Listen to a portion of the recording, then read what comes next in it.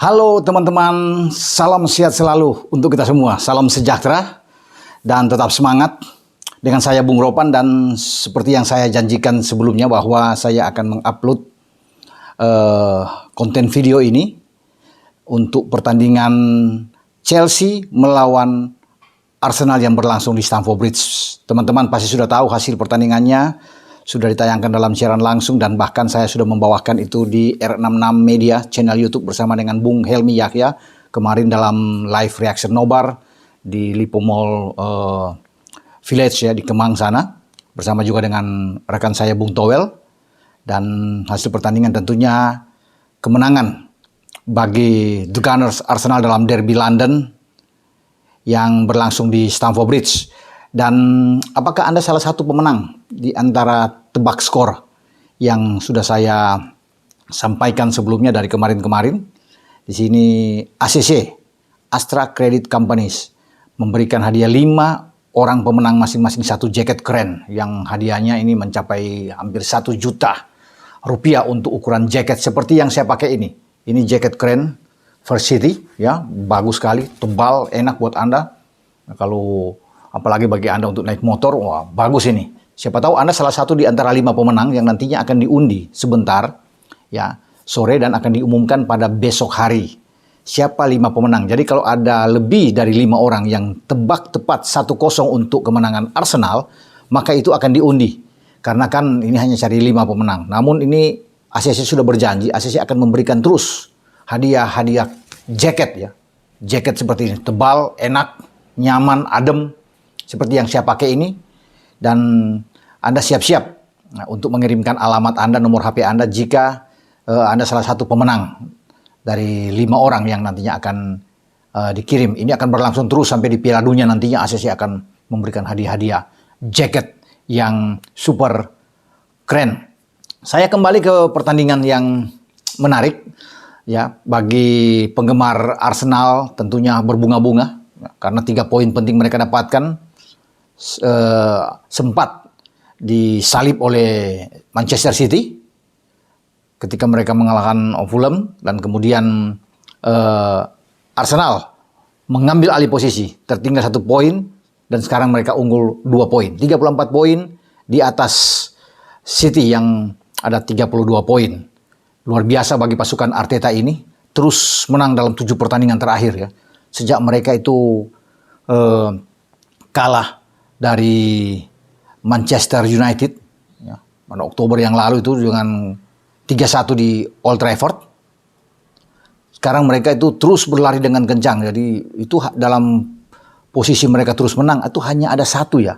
Sempat mereka keselip lawan Soton, ketika bermain dengan Soton dengan hasil imbang 1-1. Selebihnya mereka itu bisa mendapatkan hasil yang bagus. Termasuk kemarin ya, ketika mereka mampu mengalahkan Chelsea di Stamford Bridge, markasnya Chelsea. Nah, kalau bisa melihat dari pertandingan ini, memang wajar bagi Arsenal bisa mendapatkan kemenangan karena mereka unggul dari semua statistik, dari semua aspek yang ada di lapangan. Itu Chelsea kalah ya, baik dalam tembakan mereka mendapatkan ada mungkin 2 on target dari 12 percobaan menembak mereka, 1 menghasilkan gol dari Gabriel Magalhaes. Inilah Gabriel, pemain asal Brasil yang bermain di lini belakang dari sebuah set piece yang dilayangkan oleh Bukayo Saka. Kemudian dia bisa memanfaatkan bola yang jatuh dan bola liar ini masuk ke dalam gawang dari Edouard Mendy. Dan ini menjadi gol satu-satunya bagi Arsenal. Tapi cukup buat mereka karena 3 poin yang mereka butuhkan. Ya.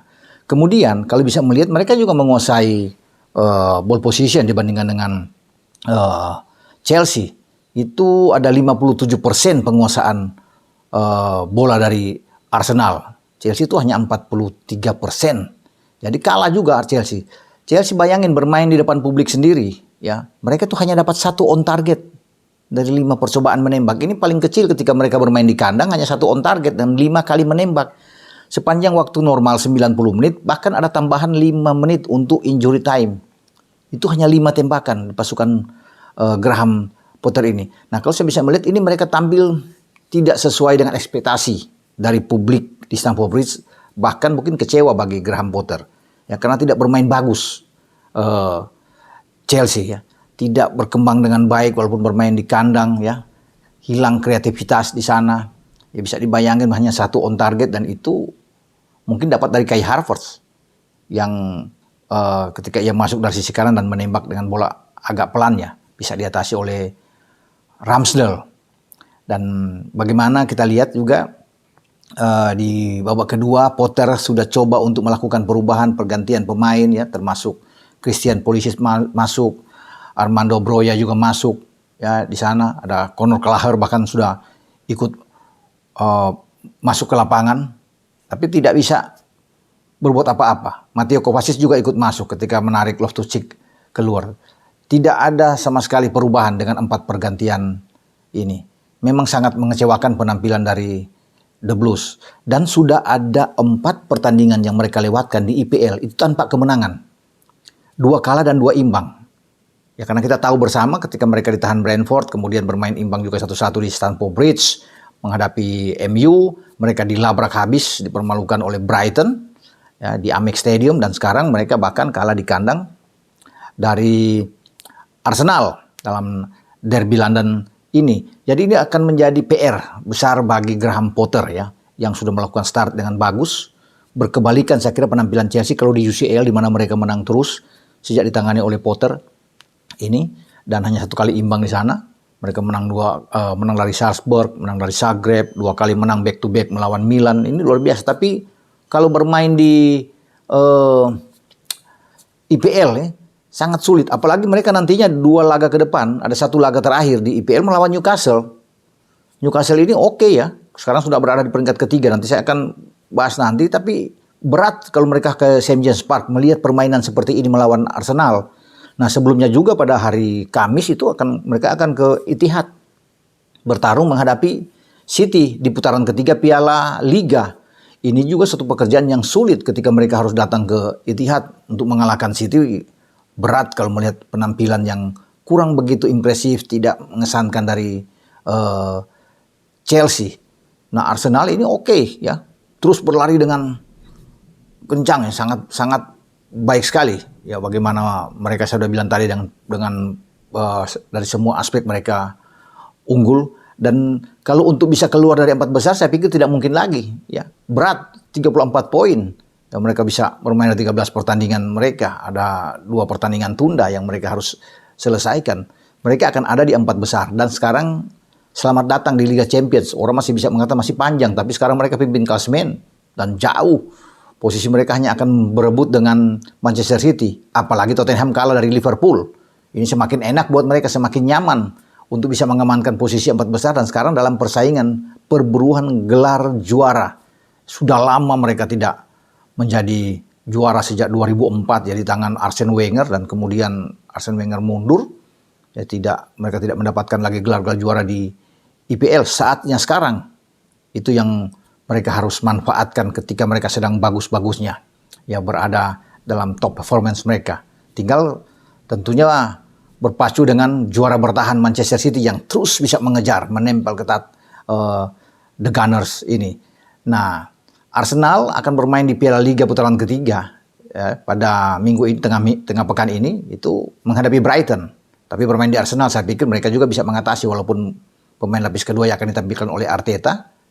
Tapi saya rasa dengan penampilan seperti ini mereka bisa mengatasi. Tapi Brighton juga sedang bagus 2 pertandingan back to back mereka sejak mengalahkan Chelsea. Mereka oke. Sekarang bahkan mereka ada di 8 besar.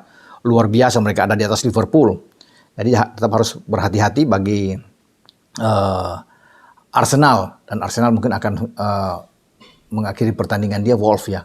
Saya pikir, dan mereka bisa mengatasi juga dalam pertandingan ke depan sebelum menatap ke Piala Dunia. Bagaimana juga kita bisa melihat Arteta bisa memainkan dengan starting 11 terbaik dia. Ini luar biasa.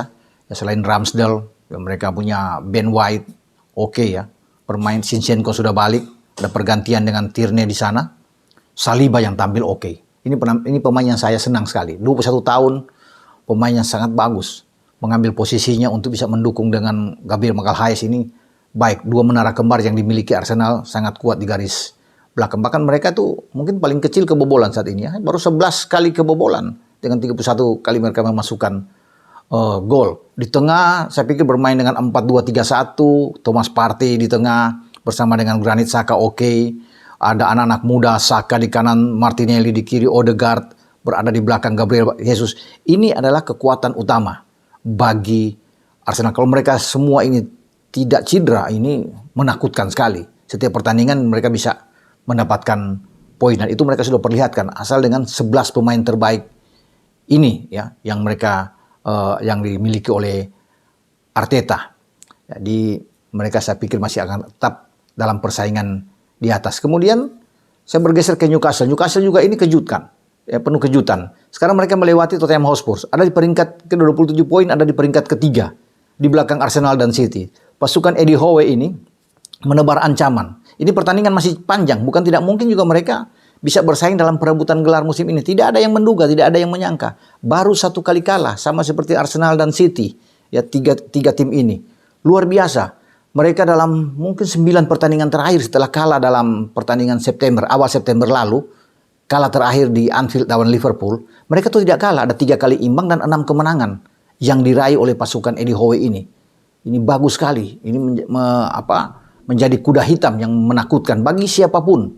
Mereka sekarang ada di atas, karena kan di awal-awal tuh sulit. Mungkin pada tahun depan orang akan melihat bahwa ini tim yang berbahaya, tapi sekarang mereka sudah lakukan itu. Ya, di belakang juga mereka oke. Ya, tampil luar biasa. Ya, bagaimana Trippier di sana, ada Fabian Schär, ada Sven Botman di sana, dan Burn. Ini menjadi tembok yang paling kuat. Bruno Guimaraes, Longstaff di tengah, dan Willock itu bermain sebagai 3 gelandang yang oke. Di depan Chris Woods, Almiron yang bagus sekali. Hampir setiap pekan ini anak bisa membuat gol. Ya, ditunjang dengan Callum Wilson. Jadi kekuatan mereka itu merata hampir di semua lini. Dan keberanian dari Eddie Howe selalu yang bisa memberi motivasi kepada anak asuhannya. Bermain tidak pernah takut. Mau bermain dengan 4-2-3-1, 4-3-3. Ini oke bagi Newcastle. Dan Newcastle akan menjadi lawan berat bagi Chelsea yang saya bilang tadi. Kalau bermain St. James Park, bisa aja Chelsea tersungkur. Tapi saya berharap bahwa Potter ini akan cepat bangkit ya dengan keterpurukan Chelsea. Saat ini terus bisa memotivasi di ruang ganti agar Chelsea ini akan bangkit dalam sebuah persaingan, karena mereka tidak boleh terus-menerus mendapatkan hasil negatif, harus cepat untuk bangkit ya, bersama tentunya mengikuti tren positif dari Arsenal cuma baru 21 poin ya bagi Chelsea. Itu di bawah di peringkat ke-7 ya. Jadi Liverpool sedang mengejar setelah Liverpool menang melawan Spurs. Semoga Chelsea baik-baik saja ke depan bersama dengan Potter, dan selamat buat Arteta bersama pasukannya yang terus terbang tinggi ya, semakin di depan. Jadi saya akan umumkan besok sekali lagi untuk pemenang ya, 5 pemenang yang berhasil menebak skor 1-0 untuk kemenangan Arsenal atas Chelsea. Ya, terima kasih untuk Astra Credit Company ya, ACC, ada Binter, jagonya pompa air, ada Kopi Turbuk Gajah, Croissant, dan Resto Delis. Ciao.